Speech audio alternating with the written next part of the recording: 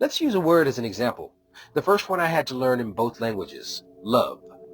For this exercise specifically, I will divide these two cognitive patterns as what's, left brains, and why's, right brains. Some things to understand that are fundamental. Because of the world they come from, what's are conformists. They're all the same on the outside as a result of it being the best way to operate in that world. They are uniform in operation and procedure. Again, there may be very few that can speak a little why-ish, but due to the nature of their design, such individuals are extremely rare. These people only need the what and have no need for further questions and thrive on clear instructions. They love simplicity, and of the many pitfalls that threaten them, oversimplification can be one of the most deadly. Now, on the other hand, because of the world they come from, whys tend to have shared principles and goals on the inside, but are not the same on the outside. It's like trying to find two decorator crabs that look exactly alike. You'll never find that. What you will find is that they are all the same fundamentally, as they are all the same species. They all have the exact same principles under the surface, but how they go about executing them and what the result is like depends on their environment. Going back to right brain thinkers, the whys, they have a self-taught, self-acquired operating system and procedure, where the what people only need the what, the why people need the why. But interestingly, understand that is not all.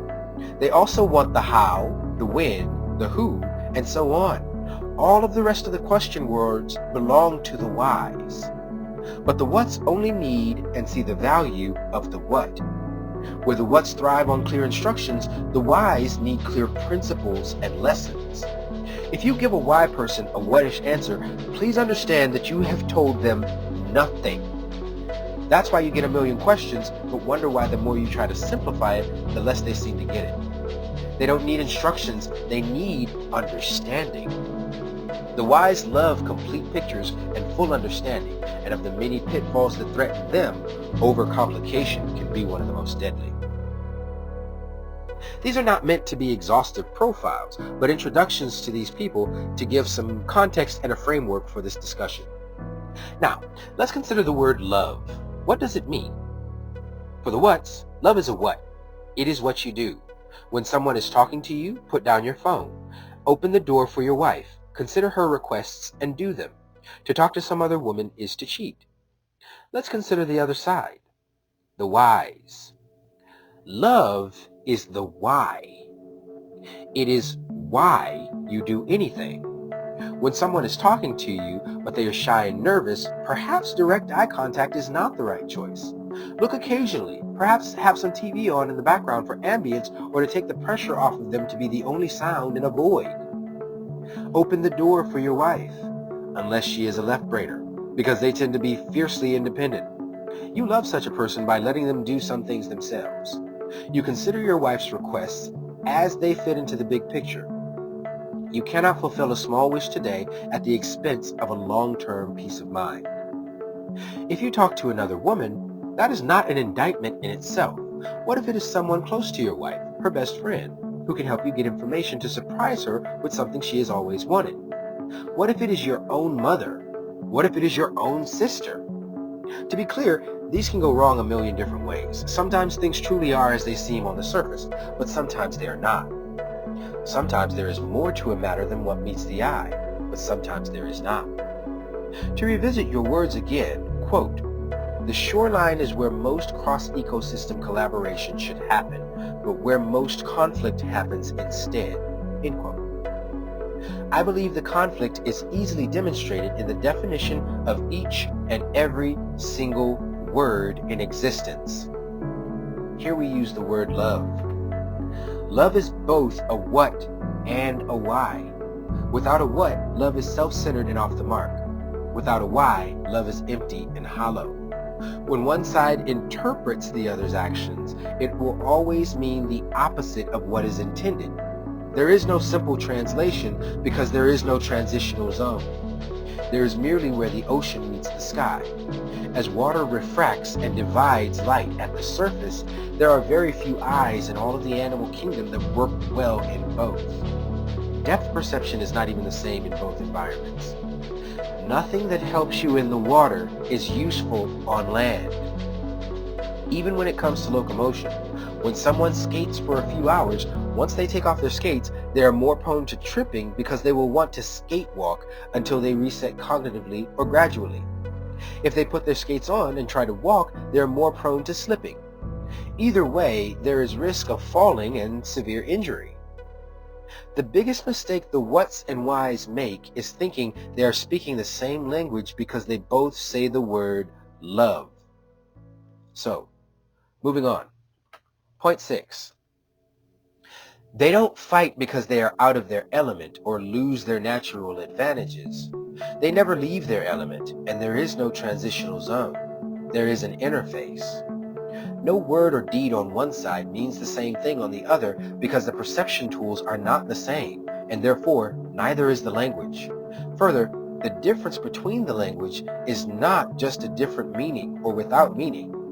It is always and without exception the exact wrong thing to do to get the intended message across. So rather than translation, people tend to be more prone to interpret and then react to the perceived meaning of what the other person's words mean in the language of the listener. Unless and until they realize that they are talking about the same thing, they will always be at each other's throats. This is not merely a case of one side missing the forest for the trees and the other side missing the trees for the forest. The canyon between them in perception and reality is not merely trees to forests, but ecology to microbiology. There is a great canyon of scale between them, and they will never overlap and will never see each other. However, ironically, it is at the point of conflict and only at the points of conflict that they have a chance to. If they can learn to listen and consider that there is a whole other world in the very world they think they already know. Otherwise, they will tear each other apart and pat themselves on the back for it. A right brain versus left brain fight is two people looking at the same coin, and one exclaims heads and the other counters tails, and they fight to the death over what is nothing and everything. Your love example is perfect, a complete demonstration of the incompatibility. You described love as a what, action logic, love as a why, principle logic.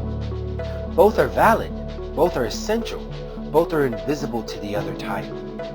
You've essentially discovered if two people speak different cognitive languages, they will fight about every single abstract noun, because the noun means two different things. This includes respect, loyalty, trust, discipline, freedom, safety, peace, success, responsibility, intention, empathy.